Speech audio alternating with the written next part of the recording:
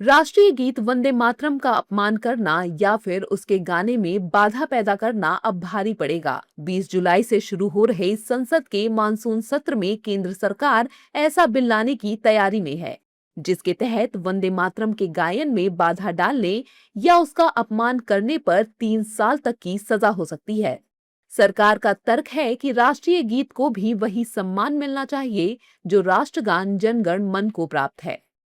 इस विधेयक के मुताबिक जो कोई भी जानबूझकर राष्ट्रगान या राष्ट्रीय गीत के गायन को रोकता है या उसमें बाधा डालता है या ऐसे गायन में लगी किसी सभा में अशांति पैदा करता है, उसे एक ऐसी अवधि के लिए कारावास की सजा दी जाएगी जिसे 3 साल तक बढ़ाया जा सकता है।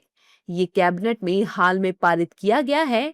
इसे गृह मंत्री अमित शाह संसद में पेश करेंगे।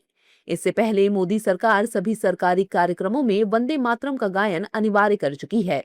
बीजेपी इस कदम को आजादी के आंदोलन की विरासत से जोड़ रही है। पार्टी का कहना है कि वंदे मातरम स्वतंत्रता संग्राम का प्रेरक गीत रहा है, लेकिन पिछली सरकारों ने उसे उसका पूरा सम्मान नहीं दिया। और दुर्भाग्य से देश का विपक्ष कई बार इसका अवमान करते हुए देखा। कुछ नेता तो खुल करके बोलते कि हम वंदे मातरम नहीं बोलेंगे, फिर क्या पाकिस्तान जिंदाबाद बोलोगे?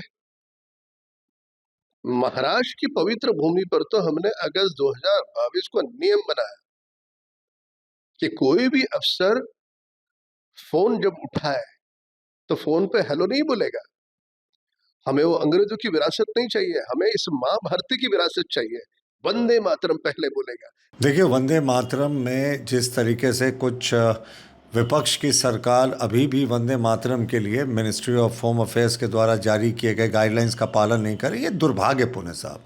बंकिम चंद्र चट्टोपाध्याय के द्वारा लिखी गई अमर कथा और वो पहली बार इसका जिक्र हुआ था और वो एक हमारे पूरे राष्ट्र को एक करने का गीत था। निश्चित रूप से देश के प्रति और देश के विचारधारा के प्रति सबको समर्पित होना चाहिए, और जो नहीं है तो वो तो हम तो कहते हैं वो देश का गद्दारी है, तो उसका सजा क्या, सब कुछ मिलना चाहिए उसको। इसलिए ये कानून लाए नहीं लाए, ये तो हमको लगता है कि लोगों के जेहन में और ब्लड में होना चाहिए कि भारत माता की जय, वंदे मातरम। लेकिन विपक्ष इस प्रस्ताव पर सरकार को घेर रहा है।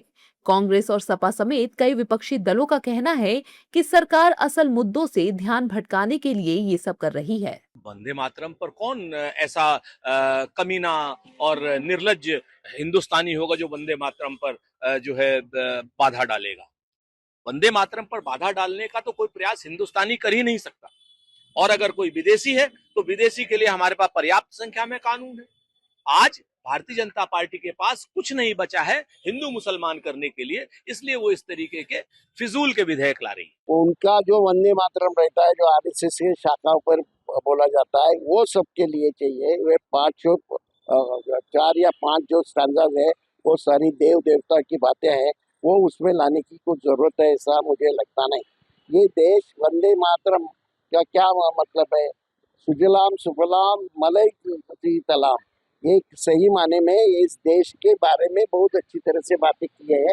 वो 2 स्टैंडर्ड वंदे मातरम बोलने में कोई हर्ज नहीं, लेकिन जानबूझ के मुसलमानों को और नॉन जो ये है हिंदू है उनको ठेस पहुंचाने के लिए जानबूझ के पूरा वंदे मातरम बोलेंगे। सरकार ऐसे ही काम करती रहेगी। राष्ट्रगीत राष्ट्रगान का पहले से ही सम्मान रखने के कानून है, लेकिन सरकार नौजवानों के भविष्य के सवालों पर जवाब नहीं देना चाहती, इसलिए कुछ न कुछ नया, पुरानी पैकेजिंग में नया सामान आपके सामने आता रहेगा। एक तरफ सरकार राष्ट्रीय सम्मान की बात कर रही है, दूसरी तरफ विपक्ष से राजनीतिक राष्ट्रवाद का नया अध्याय बता रहा है।